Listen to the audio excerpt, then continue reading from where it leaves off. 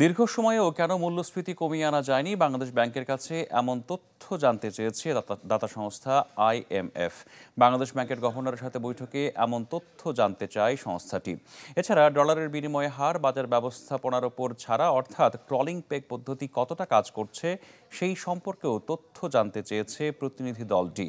এছাড়া রাষ্ট্রীয় মালিকানাধীন ব্যাংকের খেলাপি ঋণ ও মূলধন ঘাটতি কমিয়ে আনতে প্রয়োজনীয় পরিকল্পনার কথাও জানতে চেয়েছেন তারা। বৈঠক শেষে সাংবাদিকদের বাংলাদেশ ব্যাংকের মুখপাত্র বলেছেন, গভর্নরের সাথে বৈঠকে বৈদেশিক মুদ্রার রিজার্ভ সংরক্ষণ ও রাজস্ব আদায় নিয়ে আলোচনা হয়েছে। এক্সচেঞ্জ রেট, আপনার রিজার্ভ, আপনার macro economic indicator, revenue collection, এই সব বিষয়েই তারা কথা বলছেন এবং তারা তথ্য কালেক্ট করছেন।